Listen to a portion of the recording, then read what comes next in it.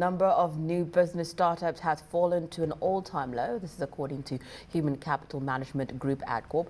Furthermore, the South African economy has seen the closure of more than 400,000 small businesses over the past 5 years. Loane Sharp, Labour analyst at Adcorp, joins us for this discussion. A very warm welcome to you, Loane. Thank you. Well, let's just talk about this trend. It doesn't seem to be one that is going to end anytime soon because it has been going on for quite a couple of years. What is your biggest concern? I mean, not just talking about how many jobs this could create, but what this means for the economy right now.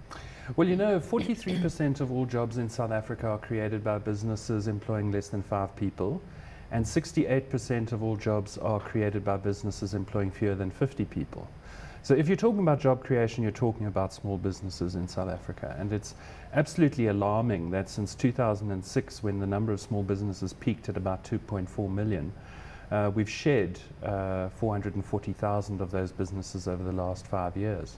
At the same time, even more worryingly, the number of new business startups, which is a leading indicator of small business employment, has totally collapsed.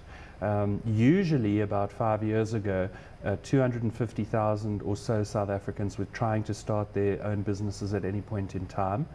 That has now fallen to only 50,000. Why do you think that is? I think there are 3 reasons. The first is the 2009 economic recession. Small businesses do not flourish in an environment where there's lots of uncertainty. Bigger companies, medium-sized companies take fewer risks on small businesses, and just in general, economic conditions haven't been favorable. But we're now coming out of the recession, and we should be expecting a pickup in the number of small businesses. So I think there's more at work. And I look at SARS, which has become much more aggressive regarding the payment of taxes by small businesses. I mean, if you look at the amnesty, so-called amnesty for small businesses, it netted about 400,000 additional business taxpayers over the last decade. At the same time, the CCMA has become terribly aggressive.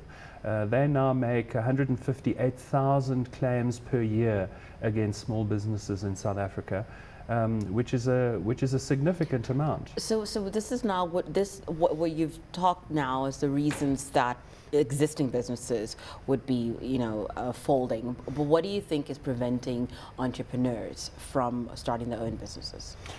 Well, I think the picture that we're painting about the formal sector is not mirrored in the informal sector. So I think a growing number of businesses are actually slipping under the tax and labor law radar screens and emerging in the informal sector. And the informal sector is simply businesses who are not registered for tax or labor laws. We estimate that there are about 6.2 million people currently employed in the informal sector. So there has been a huge substitution from formal sector small businesses to informal sector small businesses. In the debate that we had with you last week, you were talking about how important that informal sector employment is. Yes, it's absolutely vital. I mean, if we look at the origins of the Jasmine Revolution and the Arab Spring over the last 2 years, they were overwhelmingly connected with unemployment of youth and poor conditions in the informal sector. It was in fact an informal sector trader who initiated the whole crisis in Tunisia that swept through the Arab world.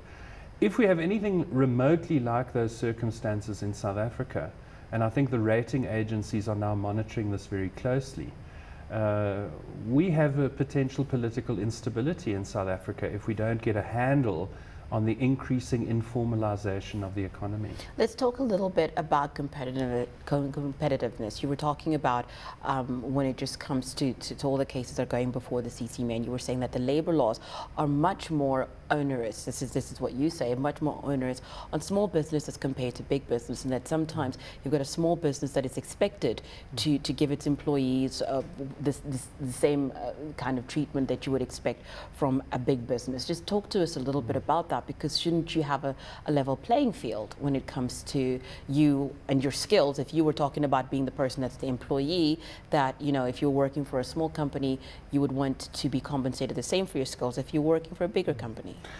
Well, I mean, that's a good question about the level playing field. But here's a concrete example. Every year, about 10% of the total labor force representatives sit in collective bargaining councils. and they agree wage increases, not for the 10% who are sitting there represented, but for the entire bargaining council and for the entire industry. So this automatic extension of bargaining council agreements to the entire industry could be agreed between a handful of big trade unions and big businesses, but be automatically extended to the entire industry, including small businesses. Now that's not a level playing field, because small businesses don't participate in the debate around wage negotiations in the bargaining council, or they don't directly. So I think the automatic extension of bargaining council agreements to the entire sector is probably unconstitutional, and I'm surprised why people haven't challenged it yet. But there are other concrete examples of how businesses, big and small, do not have a level playing field. How basically the economy is carved up by big business and big trade unions, really to the detriment of small business. I was saying to you, when you start talking about tax, when you start talking about labor laws, we have had these discussions, over the years of should we be reviewing labor laws? It's a very complex issue, but you were saying that looking at the South African landscape, it should actually be straightforward. Yes, it's not as if all labor laws need to be thrown out. I think there are targeted labor law reforms that we could make in South Africa that would make an enormous difference. Why do strikes occur when it's not in members' financial interests? And I think the reason for that is that there is intimidation and violence connected with strikes. So why not force trade unions to have secret ballots rather than open ballots? Because open ballots give rise to intimidation. So I think there's probably 5 or 6 amendments to labor laws that we could make that would totally transform the conflict we currently have in the labor market into something much more sustainable and competitive. Thank you so much for joining us, Loane. That was Loane Sharp, he's labor analyst at Adcorp.